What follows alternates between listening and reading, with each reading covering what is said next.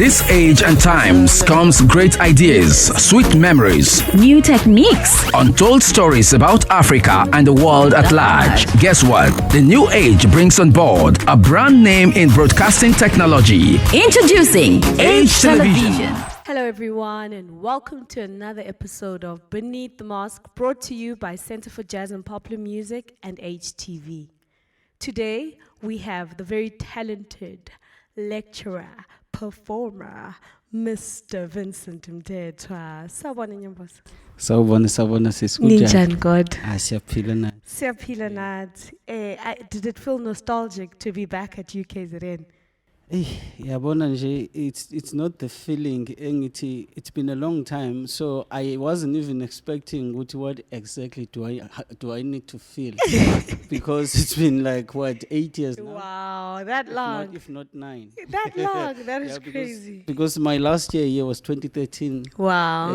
November. It was just after the exams, Yes. exams, and then so I left for Johannesburg, and then 2017 I returned to Durban, hometown. Yes, of course, Yeah. of course. At least we didn't have to send the Kumbulekaya bus to come and fetch you. No, you wouldn't have to. I'm a grown up. Yes, that's good. That's good. You know, Vincent, I've always wondered, where did the whole music thing start for you? When did you discover the piano? Whew. I would say church.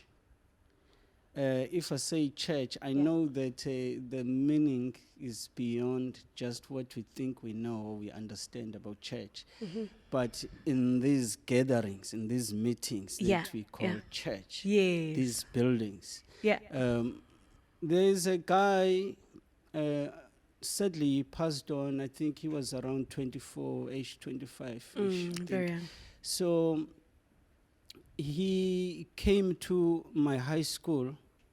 Remember, my high schools also, you would have those gatherings, nyana, more like church, Yes. SCOs, Student Christian Organizations. So when this guy came, it was this closing time, and then we had this function, and then he was playing there. I wasn't a musician then. But I didn't know I was a musician. That day. Because the day he played Yeah. was the day I realized that I think I've I got could to. do that. He was playing a keyboard. Yeah, yeah. And then all those choruses that you sing in church. I think my journey started there. I think the year was 1994, if I'm not mistaken. If not 1993. And then it started there, and then someone else showed me 2 or 3 chords on a keyboard. Oh, And bam. from there on, I was more like self-taught in a way, because a lot of things I was teaching myself. Yes. Listening to Otering Zimande, Yes. Amapoisa Solundi, that's where the whole journey started. And then up to, listening later to American gospel now, because then the influence is different. Also, it's more pianistic. You know how we play our traditional gospel music. Yeah. It's different. Going to revivals, Yes. matending lapana, and then playing, using those sounds.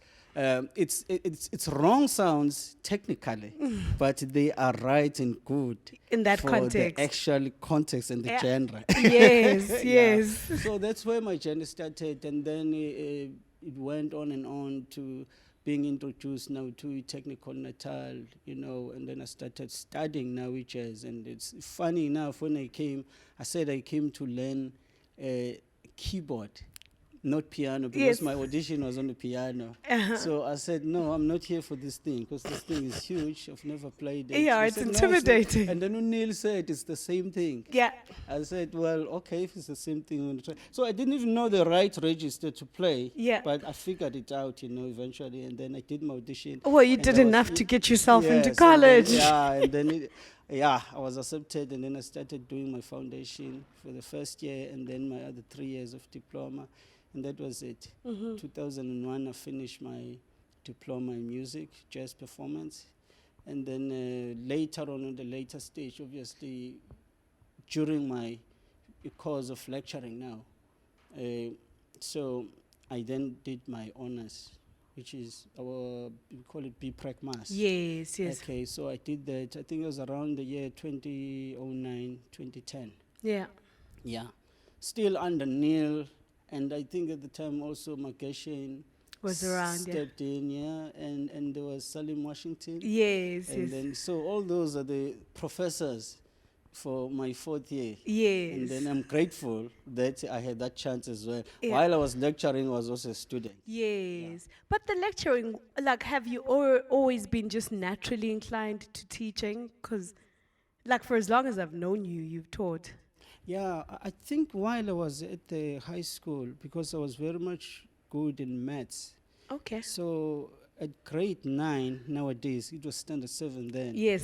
I used to teach maths and standard 8, which is a grade 10. 10 now, yeah. In nowadays language. So I used to teach my fellow scholars, you know, just to show them the ins and the outs, you Yeah. know, with all those equations and stuff. Yes. So I used to teach, and then I felt that somewhere, somehow, I think my line of career might be centered around teaching, or should I say education. Little did I know that it was going to drive me into the music space rather than the actual education yeah. space. Mm. Yeah. But also, you've dabbled in so much, Vincent. I know you've been very much involved with traditional musicians. You've done a lot of theater.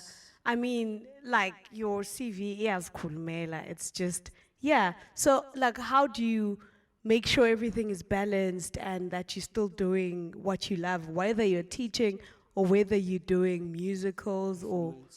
Yeah, I think what is important also is to acknowledge those that came before us. Yeah, yeah. Because as a younger musician, especially at the time that, you know, the whole career thing started in music, I was introduced to abantu abanjengobo Babu Themba Mkhize. Well, not necessarily being introduced personally, but to their music. Yeah. And then ulalele Abu Jimmy Dludlu. And then you listen to now, and then it grew and grew as I was now in the academic space. Then you listen to Chick Corea, Ahmad Jamal, you know, those kind of artists, pianists, you know, mostly because when you study, obviously your focal point is on your main instrument. Yeah. So, and then, so now as you listen to those people, you begin to pick up certain elements. Like earlier on, I mentioned the whole traditional space now, the traditional gospel music, the artists that were there at the time. Yeah. You listen to that, and then you also combine that with, unfortunately, we don't have that sound anymore, umqashiyo. Oh, yes, yes, You know, yes. like the Martella Queens, Abu Babalo, Mashlatin, you know, those people, they had a unique sound. Again, it's also a question of identity. Now, if you're gonna be listening more to those kinds of sounds and then fusing them with the Western sounds, Yeah. eventually you kind of strike the balance, you know, in Yes. terms of the genres. Now, Yeah. if it's gospel, again, you look at it, if it's a traditional gospel music or if it's a Western gospel music, Yeah. you gotta have the distinction there and be able to implement Yes. correctly. Yeah. Because those that know the style will know when you're not doing Doing right. it correctly, It's like yeah. speaking Zulu, as I'm a Zulu, but then you try to speak it in a closer form. Now, the true Zulu-speaking people will Will tell be you that like, you're Zulu. That's not a problem. It's from the I South think with Coast. music, because it's a language, it's exactly the same thing. Try and learn from those that were there before you came, you know? So I think for me, that's how I survived. I'm not going to pat myself and say, hey, but you tried, but you were disadvantaged. No. You get a chance, you listen to whatever that you can, and then you just do justice out of it. That That's is, all it is. yeah, Yeah. that is great advice. And finally, we have a debut album from you. That is so exciting. Congratulations. Yeah, with pluses and minuses. Tell us more about your debut album. Yeah, we launched it. Actually, if I say we, I mean the actual company that is assisting me, which is Sakia Records. Now, Ubab Atlas Duma is the main man behind the success of that launch, and also he is the man in charge for publishing Laba. So, and then, you know, now what happens is on the 11th of June this year, The album was launched. And then after that, because now Usamro also had funded us, depended when mhlambe, what is it exactly that you wanted to do. Some were funded to do music videos because that's the proposal that they put in. Put through, And yeah. then, yeah, I mean, AMI was about having hard copies. So, and then so that one also was approved, and it was going to be 500 copies. Yes. And now when I said pluses and minuses, the minuses now would be when that album was ready, the courier company that we used at the time, they did mention or they notified Ubabdum, no, the CDs have arrived. On the Friday. It was a Friday in that month of July. And I can't be sure about the date. So they were apparently gonna bring it to his office on a Monday. But then the looting started Monday. Looters, are you there? Are you watching? And Do you see then- what you've done?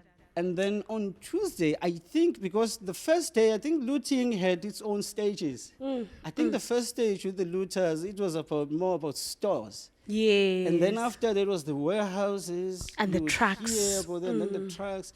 And then I think that warehouse that the courier company was using was, apparently, they said it's in Westmead, I think.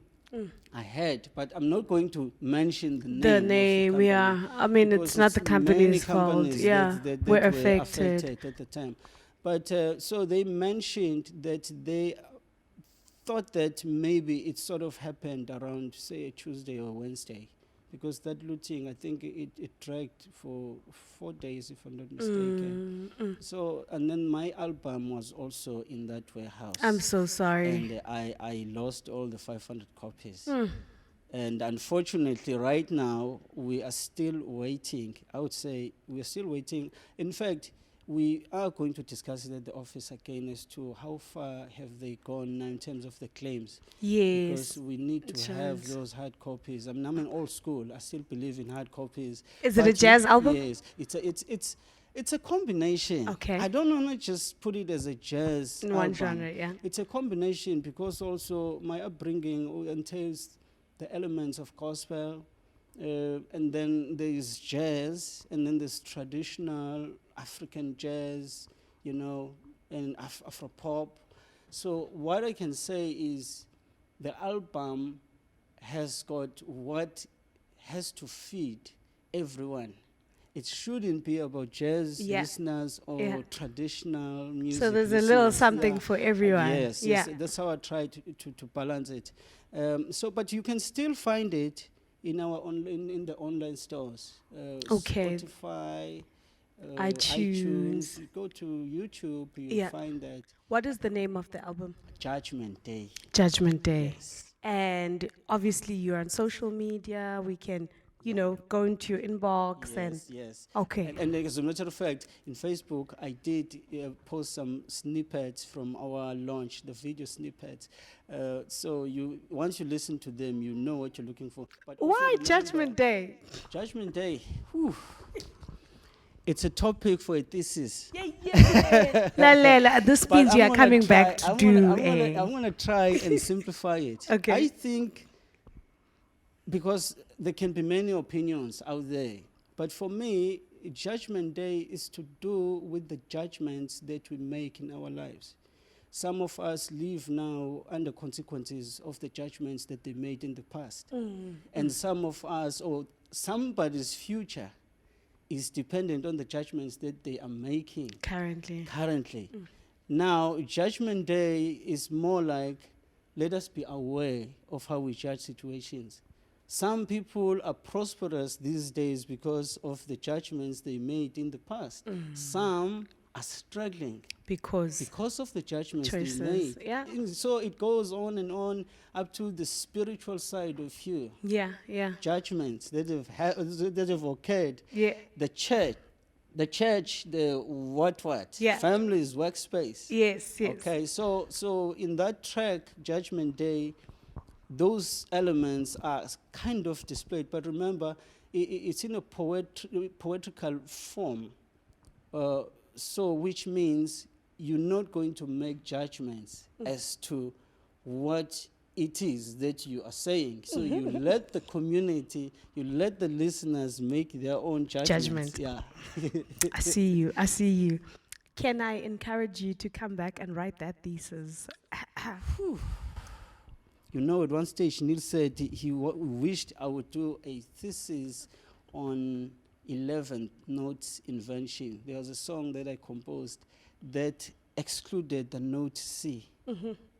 The whole song, even improvisation or what, it just didn't have the note C. And then he said, no, I think this deserves some kind of a thesis. Lalela. So basically now you're saying I should come back with a load of ideas now.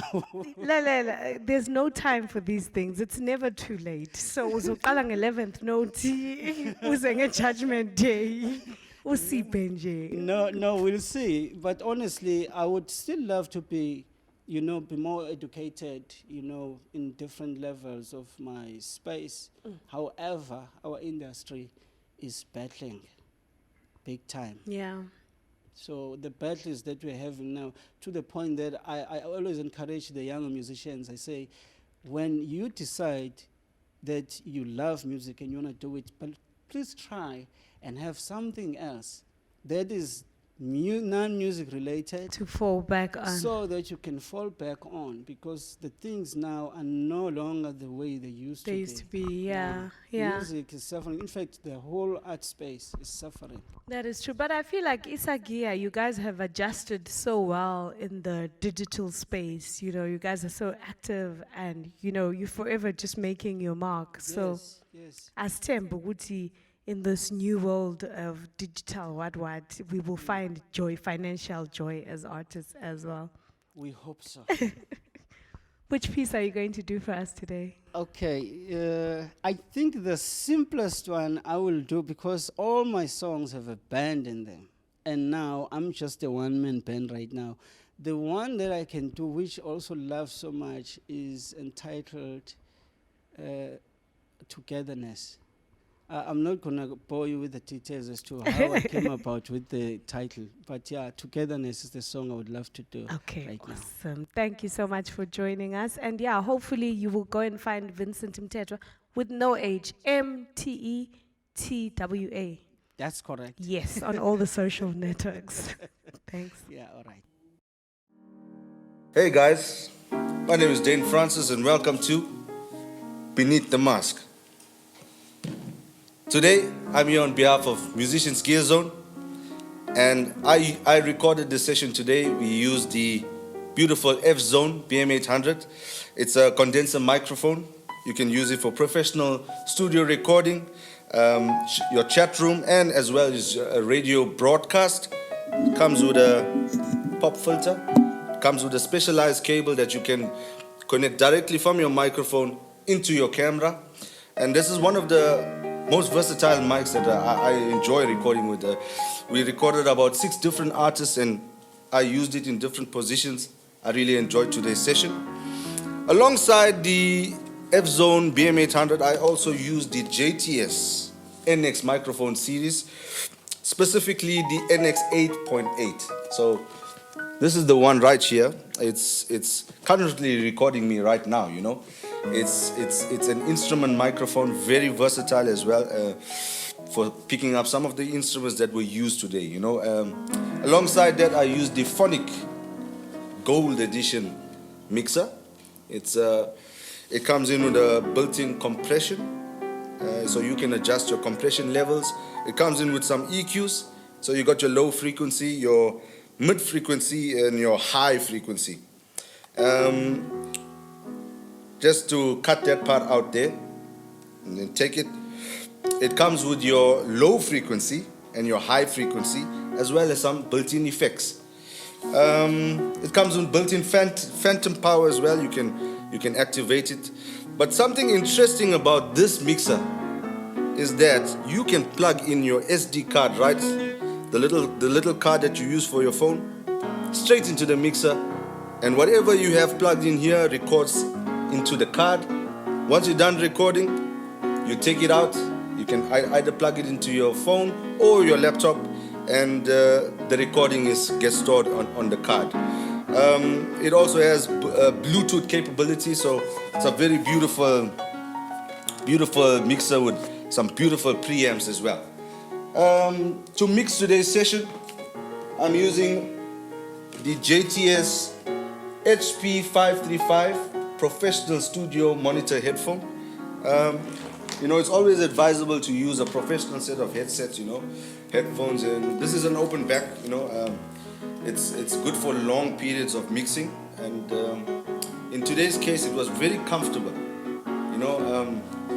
It was a lot of recording to be done, like a lot of artists coming in and then leaving and then change of mics, but it has this beautiful padding here that's really comfortable in my ears to record. So up until now, this is the last recording. I'm still fresh. I'm happy with the frequencies, and I'm looking forward to mixing this session. So once again, my name is Dane Francis. I'm here on behalf of Musicians Gear Zone, and my company is called DF Productions. Have a lovely day.